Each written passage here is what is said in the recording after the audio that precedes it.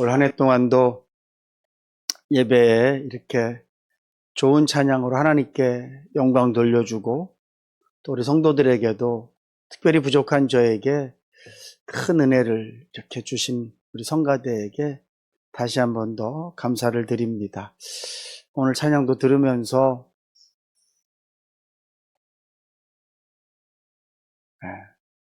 주님이 주시는 평안함이 저에게 다시 한 번 더 임하고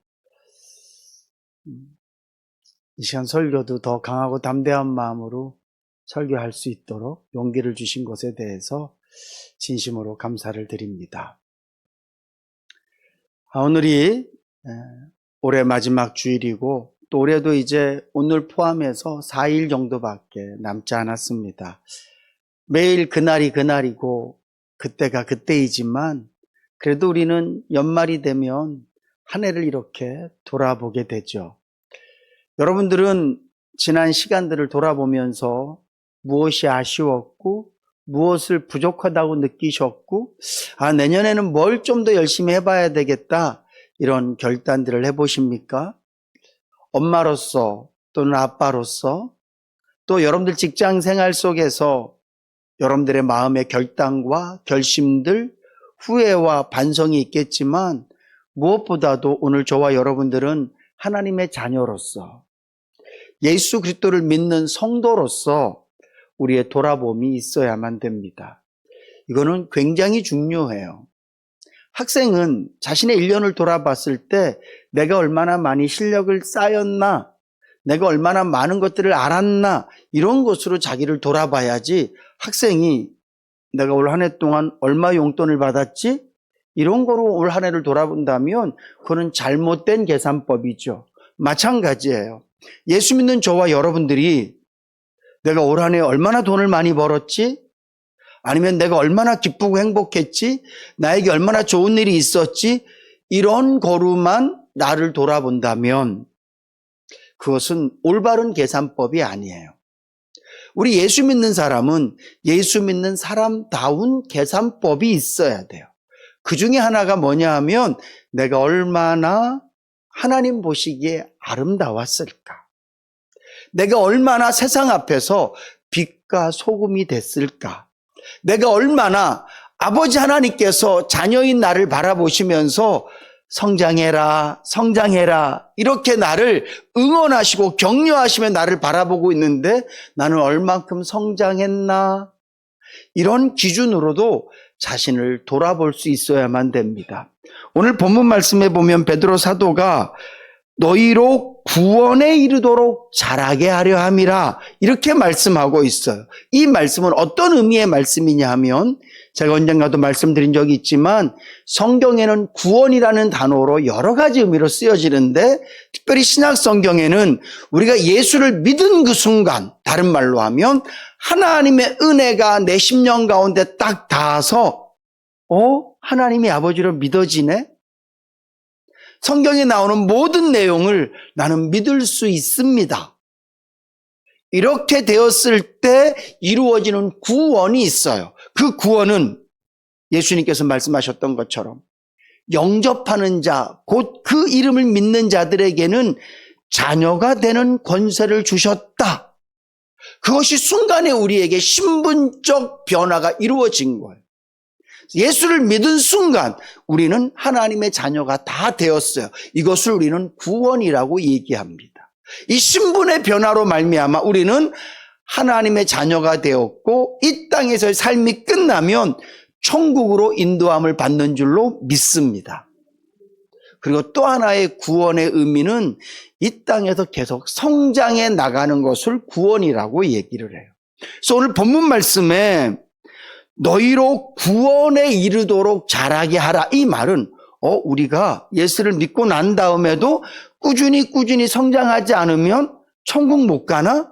그런 의미의 말씀이 아니라 여기서 말하는 구원은 점점 더 예수를 닮아가는, 성경적인 용어로 말하면 성화되어져 가는, 하나님의 자녀 되어져 가는 것을 구원이라고 말씀하고 있는데 그런 의미로 이 본문 말씀을 읽으면 너희들이 매일매일 신분의 변화, 하나님의 자녀가 된 것으로 만족하지 말고 하나님의 자녀답게 인격과 성품과 이 땅에서 여러 가지 많은 그런 것들을 통하여서 너에게서 하나님의 자녀다운 향기가 나도록 너의 삶을 바꾸어 가라, 성장해 가라라고 말씀하고 있는 거예요.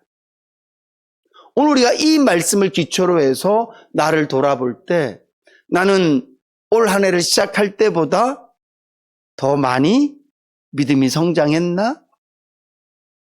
내 말 씀씀이가, 내 말 뽐새가 좀 너그러워지고 부드러워지고 내 말을 통해서도 예수의 향기가 났나?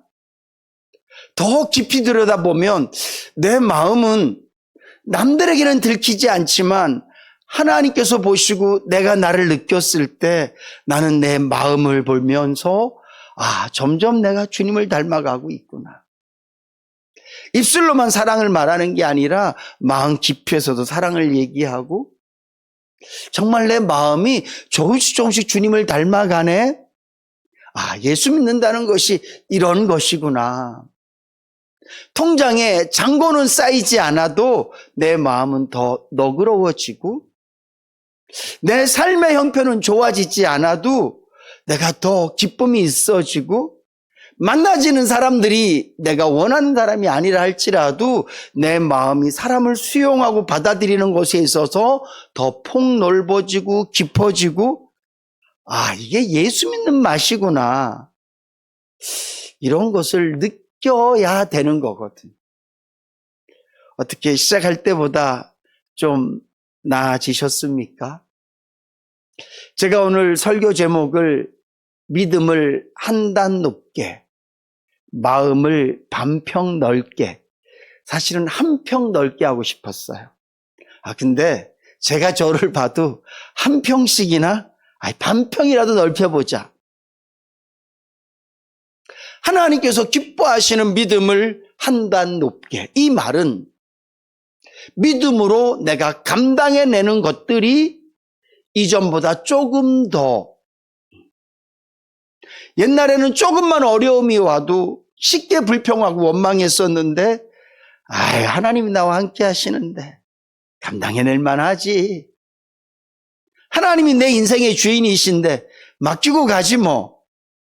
그럼 하나님이 지금까지 날 인도하셨는데 앞으로도 설령 내 인생을 내가 계획하고 생각한 대로 진행되어지지 않는다 할지라도 주님이 함께 계신다면 사드락과 메삭과 아벳노고가 7배나 뜨거워진 풀무불 앞에서 느부갓네살 왕이 너 나에게 한 번만 절해?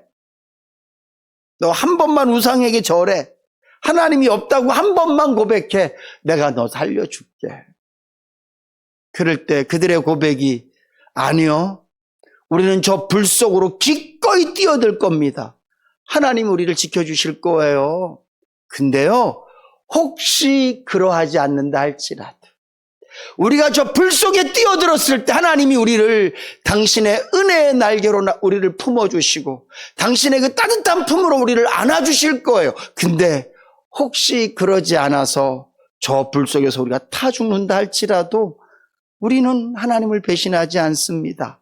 라는 믿음의 고백을 하듯이 오늘 저와 여러분들이 날마다 믿음의 단이 조금씩 높아지면 우리의 인생을 바라볼 때 믿음의 눈으로 바라보게 되어질 줄로 믿습니다. 사랑하는 성도 여러분, 인생을 자꾸 여러분들의 수치와 세상이 말하는 유행 따라 여러분들의 인생을 자꾸 내려놓으려고 그러지 마세요. 세상이 이리 가자 한다고 해서 난 글로 갈 거야. 너무 그렇게 생각하지 마세요.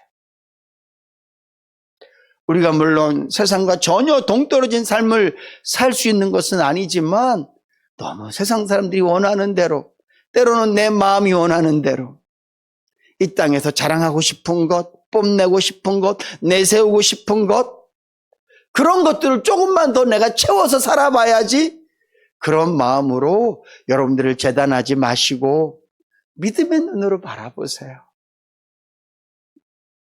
내 인생은 나의 것이 아니라 하나님의 것이고, 내 인생은 내가 끌고 가는 것이 아니라 하나님이 끌고 가십니다.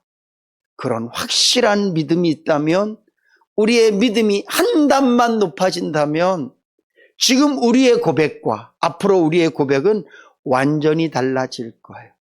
어떤 상황 속에서도 할렐루야, 어떤 상황 속에서도 감사합니다, 기쁩니다, 이런 고백이 나오게 되어질 줄로 믿습니다. 이 성화라는 것은 이렇게 내 믿음의 담만 높이는 것이 아니라 마음의 평수도 좀 넓히는 거예요. 그래서 관계적인 면에 있어서도 좀 더 넓고 푸근하고 그런 사람이 되는 거예요. 오늘 아침에 제가 말씀 보내드렸지 않습니까? 여호람과 여호사밧 왕과 에돔 왕이 모압과 전쟁하러 갈 때 여호람 왕은요, 하나님의 사람이 필요하지 않았어요. 전쟁을 해야 되니까 그에게 가장 중요했던 사람들은 군사였어요. 전쟁할 수 있는 물품이었어요. 그래서 여호람 왕은 여호사밧을 꼬십니다.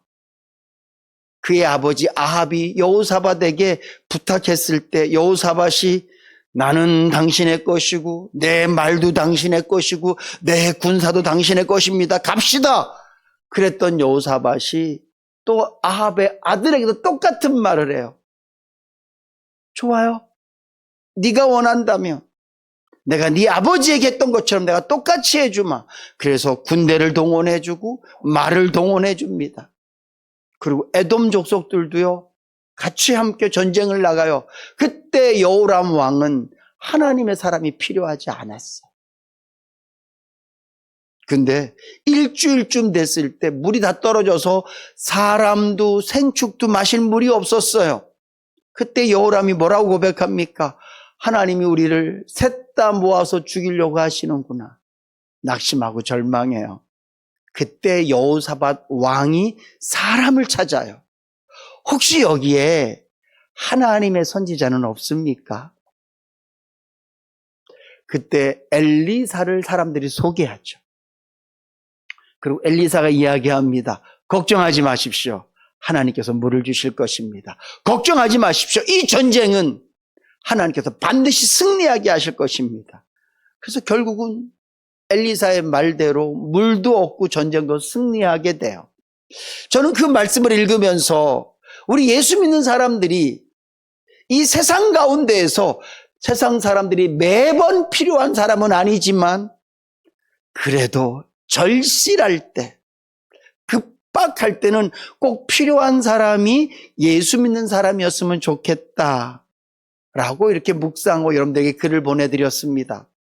그 중에 하나가 마음이 외롭고 지치고 위기스러울 때 세상 사람이 아니라 예수 믿는 사람을 찾을 수 있도록 언제든지 친절한 마음을 요구할 때 내어줄 수 있는 사람이 됐으면 좋겠습니다.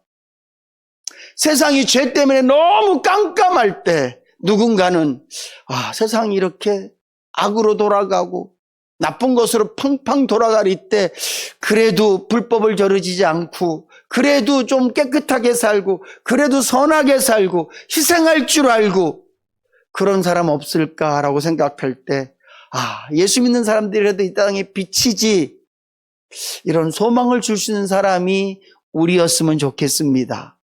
그러기 위해서는요, 우리 마음이 좀 더 넓어져야만 돼요. 세상 사람들과 똑같이 가는 말이 고와야 오는 말이 곱지고사. 네가 나한테 그렇게 말하는데 내가 좋게 말할 만하겠니? 그것은요, 오늘 말씀이 말하고 있는 구원을 날마다 이루어가는 사람의 고백은 아닌 거죠. 오늘 저와 여러분들이 오늘 성경에서 우리에게 요구하고 있는 것처럼 날마다 하나님의 사람으로 성장되어져 가자. 날마다 하나님께서 기뻐하시는 사람으로 좀 성숙되어져 가자. 이 말씀에 부응하는 삶을 살기 위해서는 우리의 마음을 좀 넓히셔야만 돼요. 집만 넓은 집 살고 싶어 하고, 내가 하고 싶은 것만 자꾸 늘어나기를 바랄 게 아니라 우리 마음의 평수를 조금 더 넓히셔야 돼요. 자꾸 세상 사람하고 내 마음을 비교하지 마세요. 그래도 나는 쟤보다는 낫습니다. 여러분, 우리 신앙생활, 우리 믿음의 기준은 오직 예수 그리스도이신 줄로 믿으시기 바랍니다. 나 같은 것을 사랑하신 예수를 우리가 닮아가는 거예요. 하루에도 몇 번씩 실수하는 나 같은 것을 끊임없이 용서하는 주님을 닮아가기를 소원해야만 돼요. 쟤는 나한테 이렇게 말할 때 저는 그래도 이 정도 했어요, 주님. 그런 마음을 갖고 있으면 계속 그 자리예요. 성경이 요구하는 성화를 이루어 갈 수 없어요. 오늘 말씀을 들으시고 여러분들이 꼭 돌아보셨으면 좋겠어요. 나는 오늘 한 해 동안 내 믿음의 단은 좀 더 높아졌나? 상황을 대하는 내 마음가짐과 태도, 고백은 좀 바뀌어졌나? 어떤 상황이 생기든지 간에 하나님을 바라보는 소망의 눈과 믿음의 눈은 더 밝아졌나? 악한 사단은요, 고난을 통해서 우리 눈을 자꾸 가려요. 마치 엄지손가락 하나만으로도 태양을 가릴 수 있는 것처럼 고난을 내 눈 가까이에 두어서 하나님의 그 놀라우신 사랑과 하나님의 전능하심을 못 보게 해요. 조금 몸이 아프면 그분의 능력이 안 보입니다. 조금 내 상황이 힘들면 그분이 하실 일들이 보이지 않아요. 하나님의 사랑이 느껴지지 않아요. 그분의 사랑이 없어서가 아니라 마귀가 쓰는 방법이 그거예요. 아주 손톱만한 고난으로 우리 눈 가까이에 대주기 때문에 하나님의 사랑과 은혜가 보이지 않고 느껴지지 않는 것이거든요. 이럴 때 우리가 믿음의 단을 높이면 어떤 고난과 어떤 역경 속에서도 하나님의 능력과 그 사랑이 크게 보여져서 감당할 만하고 견딜 만하고 넉넉히 이기는 놀라운 삶을 살게 되어질 줄로 믿습니다. 사랑하는 성도 여러분, 믿음의 단을 높이는 것은 여러분들의 저금 통장에 돈을 챙챙이 쟁겨 넣는 것보다 더 큰 능력을 감당해내요. 진짜예요, 여러분. 믿음의 단이 한 단 더 높아지는 것은 좋은 사람을 만나고 좋은 상황을 맞이하는 것보다 훨씬 더 우리에게 유익이 있어요. 오늘 이 말씀 들으시고 꼭 여러분들 마음속에 믿음의 단을 한 단 더 높이기 원합니다. 그런 마음의 소원을 가지실 수 있기를 주님으로 축복합니다. 뿐만 아니라 하나님, 저 마음의 평수 좀 넓히고 싶어요. 좀 깊게 하고 싶어요. 그냥 좁아 터져갖고 좋은 사람만 좋아해요. 제발 인해교회에서 저만 좋아하지 마세요. 왜 다들 나만 좋아해? 목사에게만 잘하는 성도 되지 마세요. 오히려 죄송하지만 저는 여러분들이 저한테 어떻게 해도 시험 들지 않아요. 제가 늘 말씀드리잖아요. 교회는 역삼각형 교회여야 된다고. 목사가 제일 밑바닥에 있을게요. 밟으세요. 괜찮아요. 물론 아프겠지만 좀 섭섭할 수는 있지만 저 빨리 회복할 거예요. 왜냐하면 제가 그래도 목사잖아요.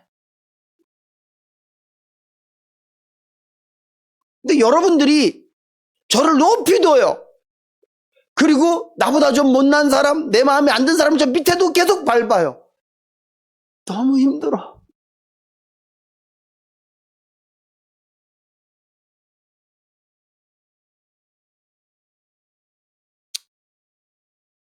내가 은혜를 받았다고 느껴질 때, 오늘 본문 말씀처럼 주의 인자하심을 맛보았다고 느껴질 때 제발 좀 내려가 주세요. 내가 내려가는 방법은 마음을 넓게 하는 거예요. 그래야 이해가 될 거 아니에요. 바늘 구멍 같은 그 구멍에 누구를 담을 수 있겠습니까? 바늘 구멍 같은 그 좁은 빈틈으로 누구를 집어넣을 수 있겠어요?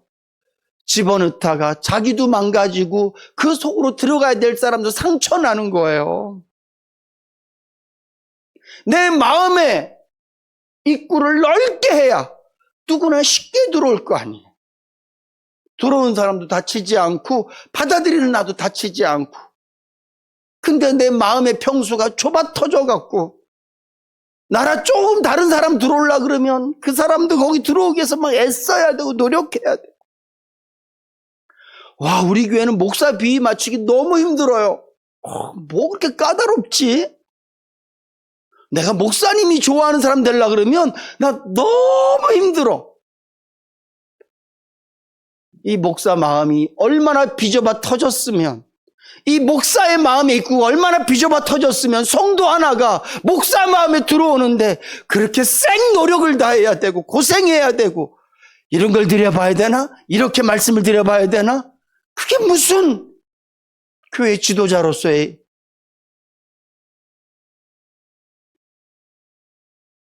여러분들은 어떠세요? 내가 이분 비위 맞추려고 그러면 아우 힘들어. 화났을 때 가도 이 사람은 나를 기쁘게 맞아주고, 내가 배고플 때 갔을 때 이 사람 나를 감사함으로 맞아주고, 내가 좀 모나고 틀리고 실수해도 나를 그냥 너그럽게 받아주고, 이렇게 마음이 넓은 사람이어야 아무 때나 달려가고 싶지. 내가 이 사람 만날 땐 항상 밝게 웃고 만나야 돼. 안녕하세요?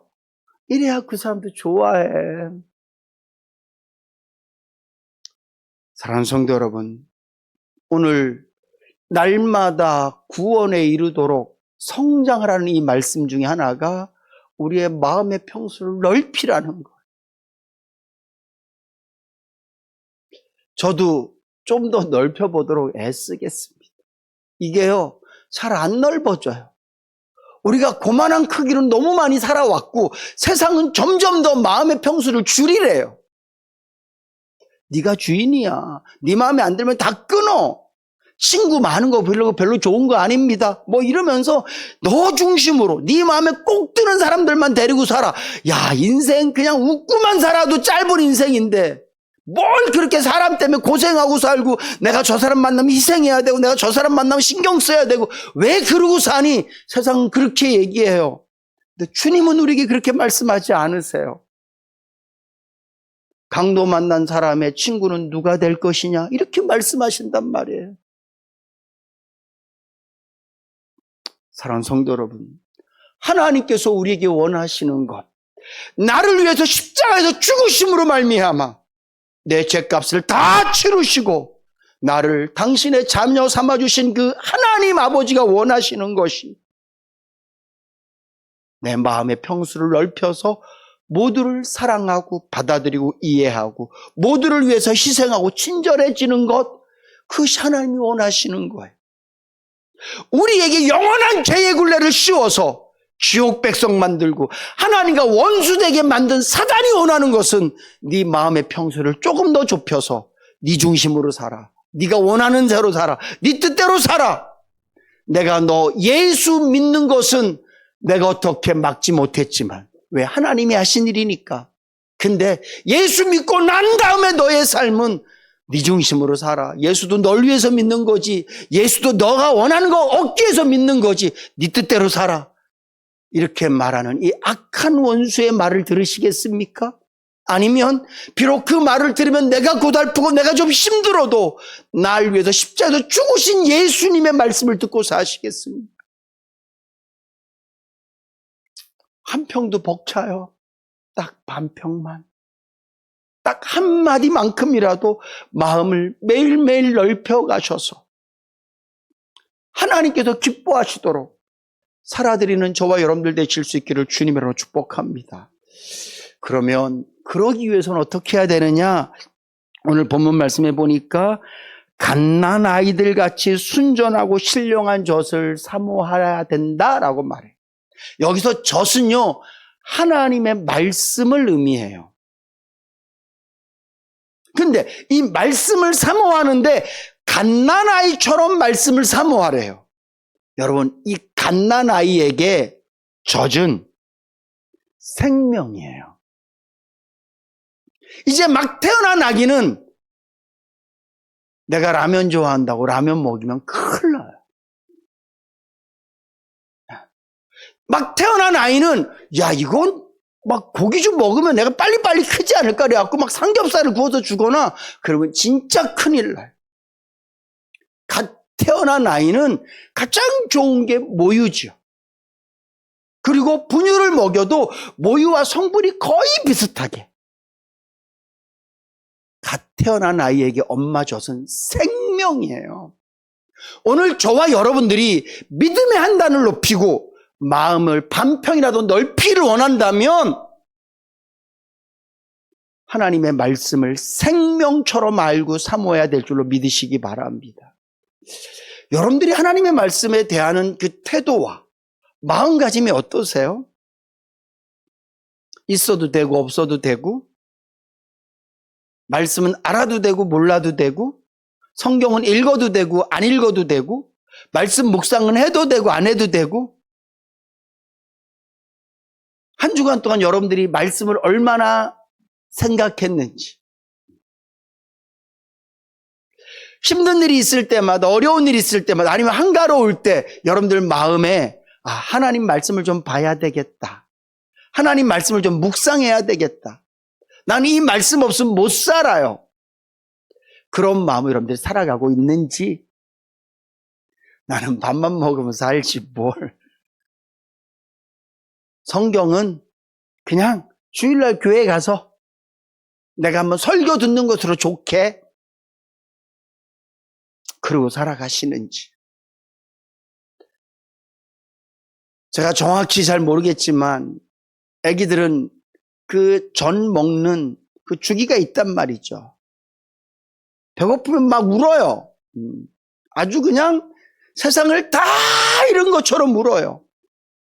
젖을 딱 물려주면 그냥 언제 그랬나는 듯이 세상을 다 가진 것처럼 편안한 모습이 돼요. 이게 갓난 아이처럼 하나님의 말씀을 사모하는 성도의 자세예요. 하나님의 말씀을 정말 습관이라는 말이 나쁘게 들으면 되게 나쁜 거지만 습관처럼 우리가 배고픔을 느끼셔야 돼요. 하나님의 말씀에 대한 간절함이 있으셔야 돼요. 여러분들이 설교를 들을 때 와 오늘 말씀 듣고 새로운 걸 깨달았어. 물론 그것도 좋은 설교고 그것도 좋은 것이지만 그보다 더 좋은 게 뭔지 아세요? 와 우리 목사님이 내가 말씀 묵상한 거랑 똑같은 설교를 하네. 내가 깨달은 말씀이랑 똑같은 걸 말씀하시네. 그래서 여러분들이 막 바보 도 터지듯이 아멘 하는 게 아니라 맞습니다 하나님. 저도 그렇게 생각했어요 하나님. 저도 거기에 동의합니다. 이런 의미로 아멘을 하셔야 되는 거예요. 말씀을 한 번도 안 읽어보고 그게 가능해요? 그리고 목사들이 되게 못됐어요.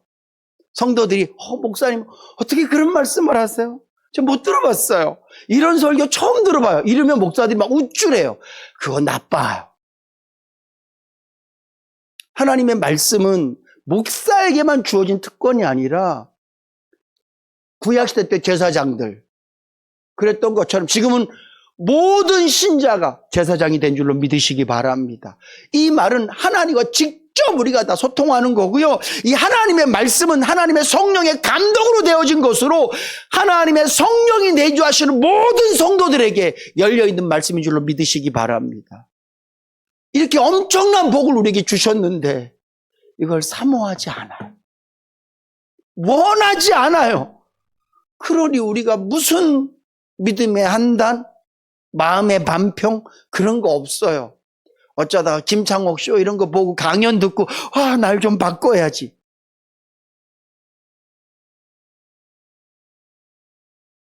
하나님의 말씀 안에 우리의 믿음의 단을 높이고 하나님의 말씀 안에 우리의 마음의 한평 넓힐 수 있는 은혜와 능력이 다 있는 줄로 믿으시기 바랍니다. 아이는 엄마 젖 하나면 특별히 갓난 아이는 이제 막 태어난 아이는 모유 하나면 충분해요. 뼈가 자라고 살이 붙고 지혜로워지고 충분하다고요. 우리가 예수를 믿으면서도 너무 불량식품을 많이 먹어요. 세상이 온통 불량식품 천지예요. 스마트폰을 들면 거기 가득 들어있고요. TV를 켜면 가득 들어있고요. 다 불량식품이에요. 정말 우리 성도들이 먹어야 될 하나님의 말씀, 이거 우리 너무 안 먹어. 그러니 우리가 예수를 믿으면서 어떤 진정한 성장을 바랄 수 있겠어요? 오늘 말씀하고 있는 구원, 성화의 단계를 우리가 어떻게 밟을 수 있겠냐고. 믿음은 들음에서 나오고 들음은 하나님의 말씀으로부터 시작되어지는 것처럼 우리의 신앙생활이 주님을 닮아가는 것의 시작은 말씀인 줄로 믿으시기 바랍니다. 꼭 그러셔야 돼요. 2026년도 여러분들의 많은 계획 속에 좀 앞쪽 순위 속에 하나님의 말씀 읽고 묵상하기, 그리고 제가 보내드리는 그 말씀도 그냥 읽지만 마시고 좀 더 깊이 생각해보고 묵상해보고 여러분들의 말로, 여러분들의 어떤 삶으로 적용을 좀 해보시고, 그래서 이 말씀 안에서 우리가 내 영혼과 내 마음의 어떤 여러 가지 상태들과 내 삶의 모든 것들이 으쌰 멈춰있던 차에게 기름을 넣으면 차가 움직이기 시작하는 것처럼 오늘 저와 여러분들에게 신령한 양식, 하나님의 말씀이 우리 안에 들어오면 우리의 모든 영적인 기관들이 으쌰 움직이기 시작해서 우리의 삶을 하나님께서 기뻐하시는 삶의 단계로 옮겨놓게 될 줄로 믿으시기 바랍니다. 오늘 이 말씀 저와 여러분들에게 도전되고 소망이 되셨으면 좋겠습니다. 믿음의 한 단만 높여도 세상을 바라보는 눈이, 내 인생을 바라보는 눈이 달라질 거예요. 마음을 반평만 넓혀도 사람을 대하는 태도와 마음가짐이 달라질 거예요. 근데 그것은 내 노력과 내 애씀으로 되어지는 것이 아니라 일단은 하나님의 말씀을 사모해야 되는 것부터 시작되어져요. 이 사모한다라는 말은 읽고 듣고 묵상하고 말씀을 통해서 내가 할 수 있는 모든 것들을 끊임없이 시도하고 쉬지 않고 시도하고 계속 말씀을 통해서 나를 만들어가는 것을 의미합니다. 오늘 하나님의 말씀을 통해서 믿음의 단을 높이고 마음을 조금 더 넓혀서 주님께서 우리에게 원하시는 조금 더 성숙한 사람, 하나님께서 원하시는 예수 그리스도를 닮아가는 성도로 조금씩 변화되어져 가실 수 있기를 주님의 이름으로 축복합니다.